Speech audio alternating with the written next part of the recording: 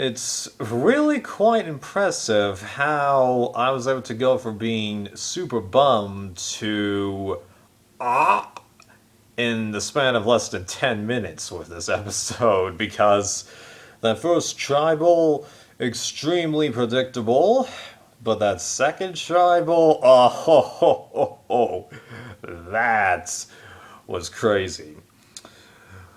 And I find it kind of odd, though, that they did a double elimination this early. Now, granted, this does get 8 people onto the edge, so theoretically you can have someone come back and then have the merge at 13, which is typical for 20 people, although since they did the merge at 13 on Edge, but no, because every time they've done Redemption Island, they did the merge at the, oh, but then Blood was Water. Okay, whatever!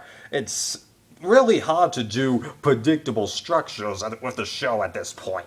I think you still can, but it's a lot harder than it used to be. Trust me on that. Okay.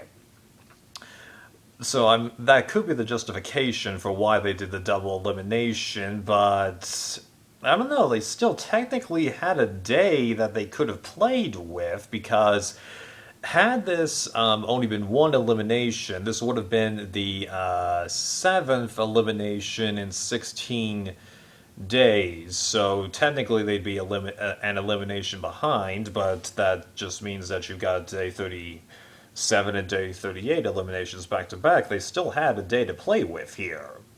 I really wonder what they were thinking with that. Now, I think I might have addressed this in Game Changers because this is the only other time that I can recall where they sent two tribal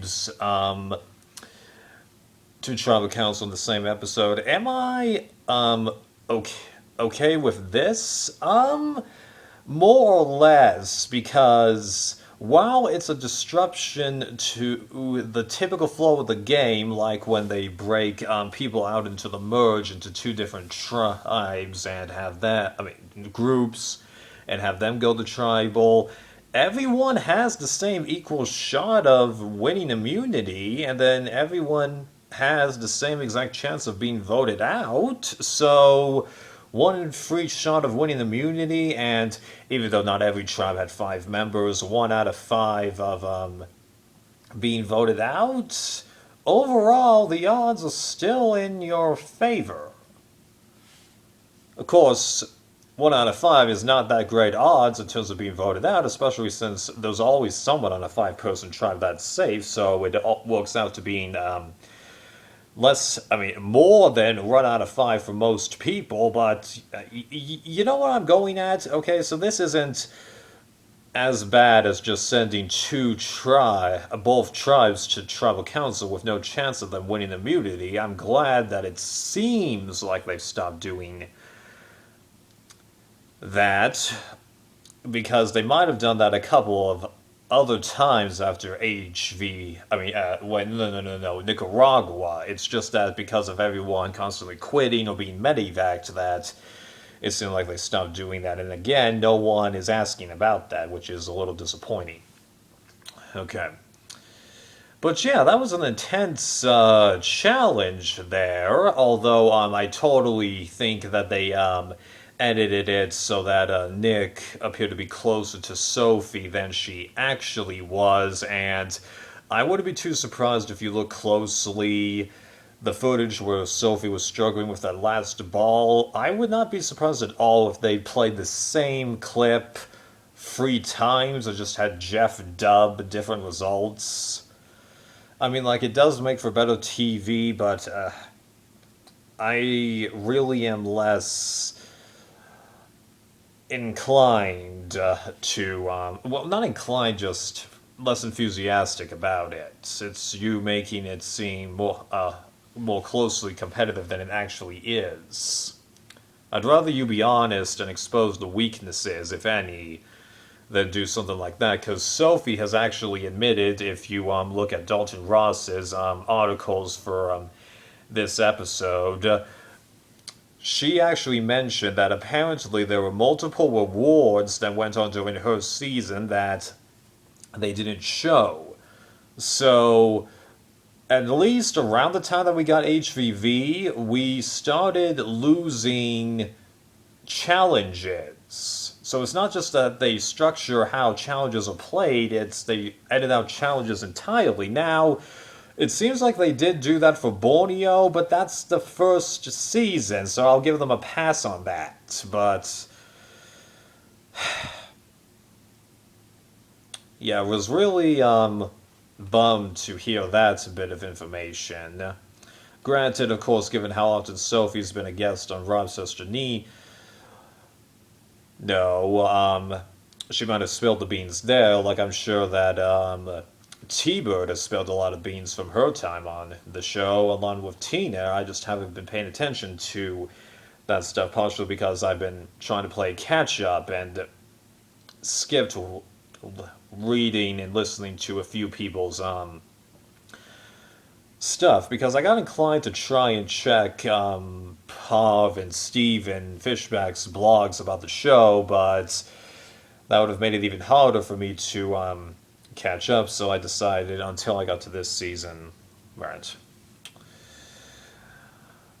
So, getting back to the challenge, I was hoping that a blue would take it, but Sophie proves to be pretty good at the maneuvering table stuff, even though I think Nick participated in something like that. So Nick or Wendell, that challenge had to have been on one of those guys' his seasons. Yeah, but hey, she pulled it out. Congrats to her, although I was looking forward to seeing Green go to Tribal, because I really wanted to know who the girls would have chosen as their person to keep along, because Ben, they're clicking with, but Adam, a little smarter about the game and can use him as a shield.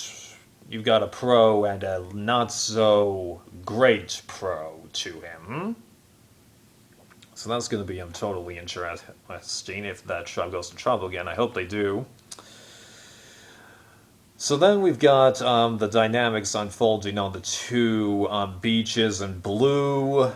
I do think that there were some genuine doubts going on in Nick's mind, but the more I thought about it, the more I could conclude that while he might get some personal gratification on voting out Wendell, gameplay, it just causes nothing but problems for him. And the fact that Yule didn't really get a confessional about this whole issue and how Wendell wasn't managing tribal relationships that well. Now, as Steven and Rob pointed out, it could be that just Wendell's style of personality is different, and that Wendell's also used to being a focal point, so maybe it's just his way of expressing himself.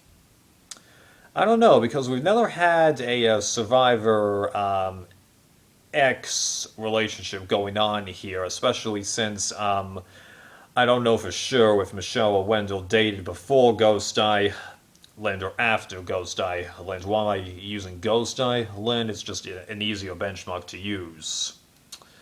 Because it seemed like Wendell was what made the relationship go south. Now, granted, Wendell hasn't commented on it, but I'd wager that's just because he doesn't want to.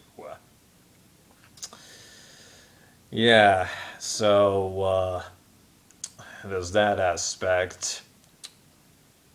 And then Wendell's offer for Pav's fire tokens. At first I thought there was a chance that he was being honest, but given how he wanted Pav to be the big decision maker as to what would happen next, I am inclined to agree with Steven that it was a bluff. He was just trying to increase his net worth in the game there, and Jeff was kind of surprised that Pav didn't take him up on Wendell up on his offer, but I actually wasn't surprised by that, because by that point I was like, it's not worth it. You're not doing enough, Wendell.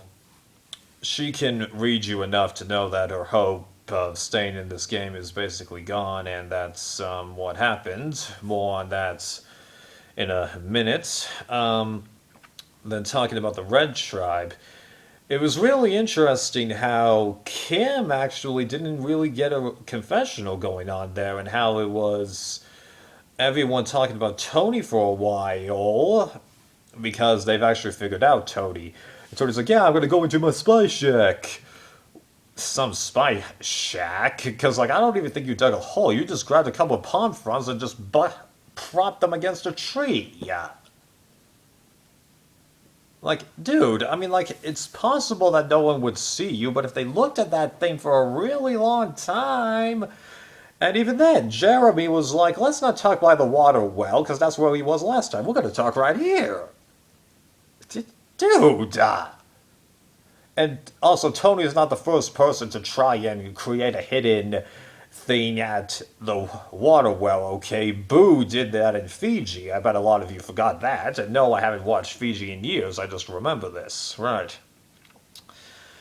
And then we have the really interesting dynamic where Sandra, rather than stay calmer and go along with the situation, tries to use the new stuff that are coming into this game, where you have idols that are only good for a certain amount of time, and the fire token dynamic, where she tries to increase her net worth in the game there. And it's really interesting how she's trying to barter with Denise to get that idol, and then votes for her anyway without doing the Devin move and throw a vote away to save the group. But of course, it could be that she didn't have the best read on Jeremy or anyone on that tribe, so it was just part of a larger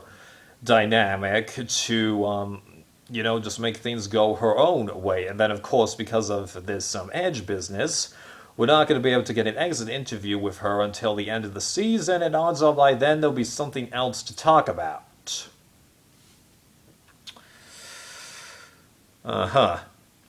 But nonetheless, though, I'm glad that we have this kind of interaction happening, and it's going to get more and more common, so it'll be interesting to see what results from these future encounters. So, good move, well, good reasonable thing to do, because it's a new dynamic for the game. It's part of the development.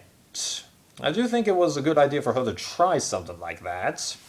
Maybe not so much with Denise, but doing it in the first place is not a bad idea.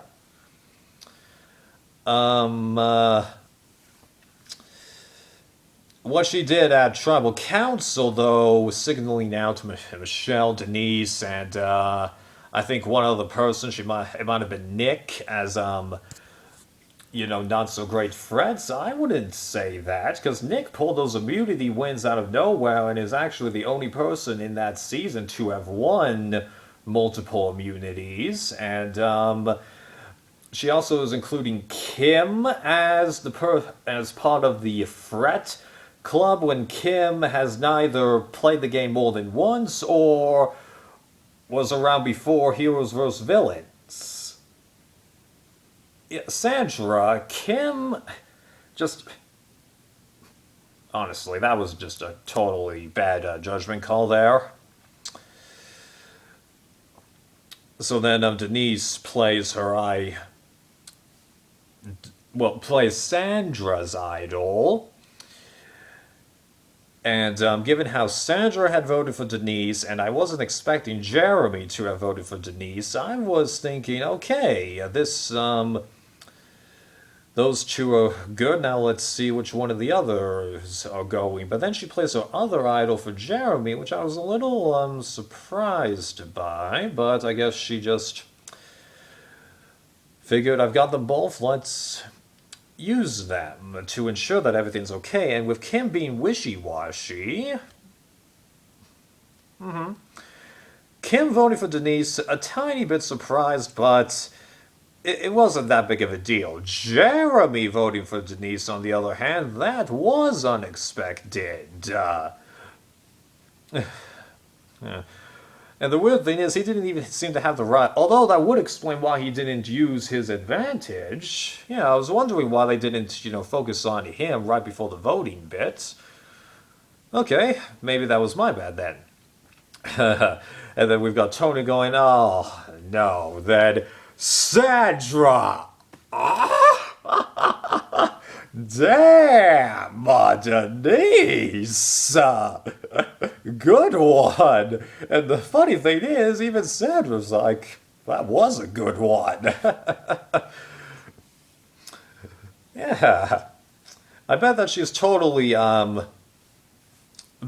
feeling better about this exit than her exit in Game Changers, because her exit in Game Changers was basically how Pav was like this whole season. You know that she was going to get booted eventually. The question was, when? Here, she actually had some power behind the scenes, and then shoots herself in the foot, getting voted out thanks to her own idol.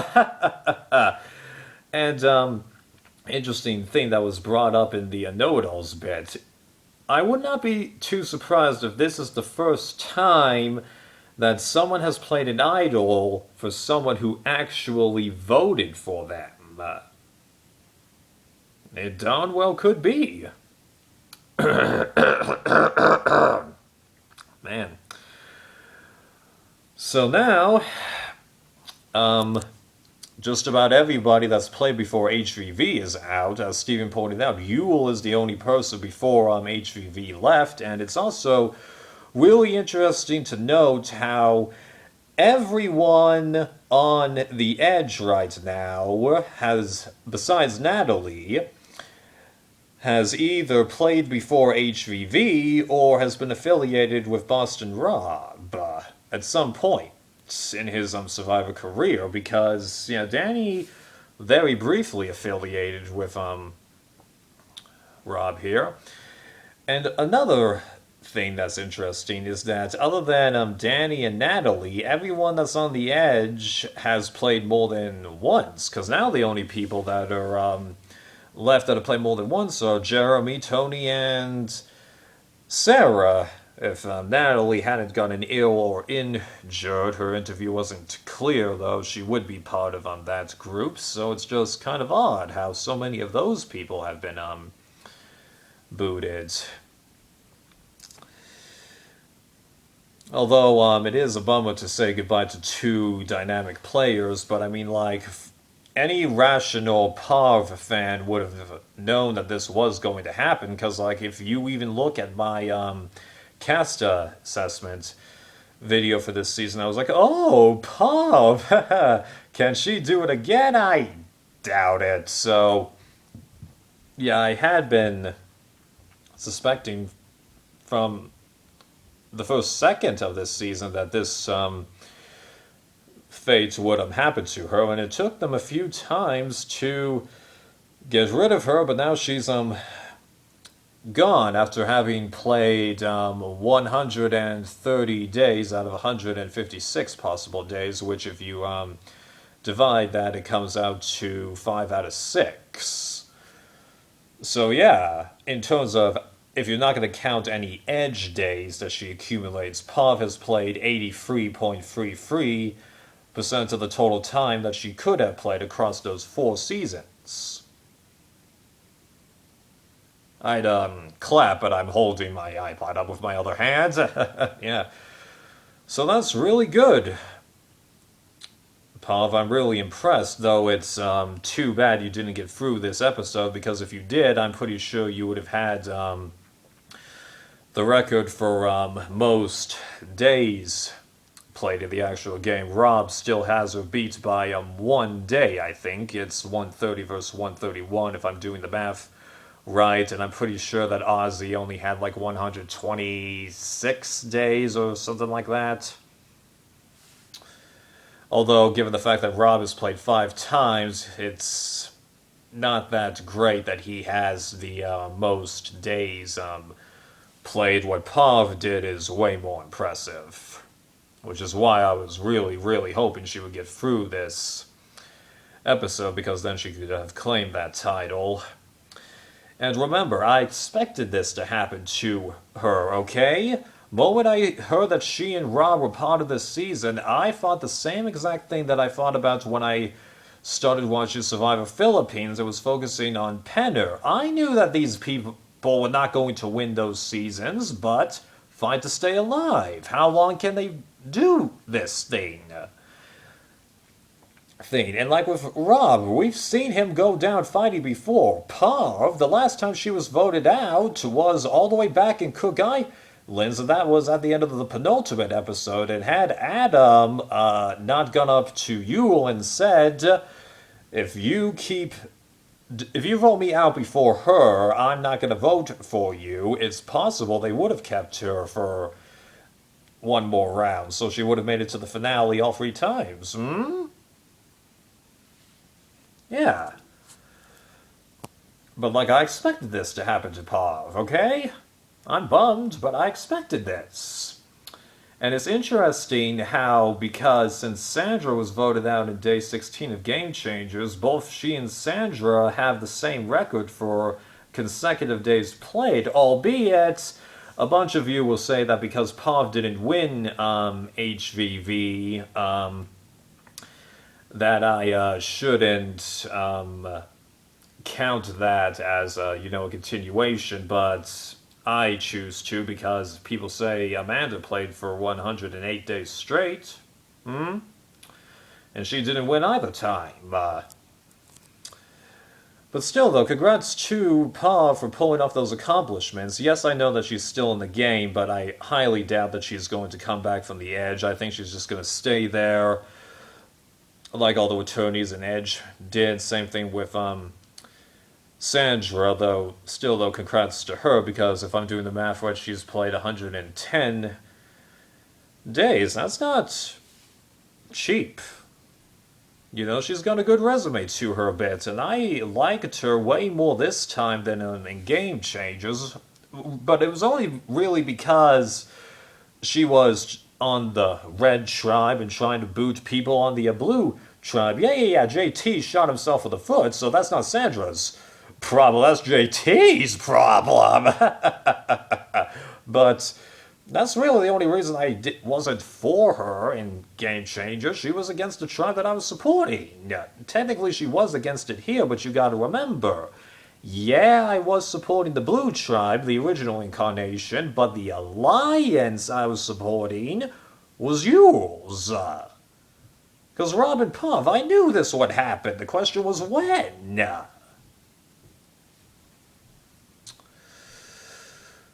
And I think the fact that they're gone is going to make it a little easier for me to focus on the big dynamic stuff that are going on the former Red Tribe people, because odds are one of them is going to win, because all the big people that have been voted out of this season, which is basically Tyson onward, I predicted that this would happen. So now the only player that I gave a predict, and then Kim has also proven herself so far to be not good at keeping up with this group of people. So the only prediction I have yet to see been proven correct on is Adam getting voted out or not. That's going to be kind of interesting, given how much of a klutz he's been. It's not his fault, okay? I mean, like, if I was out there, would I be awkward? Hell yeah! Which is why I'm not gonna even try to reply, okay? Trust me, you do not want to see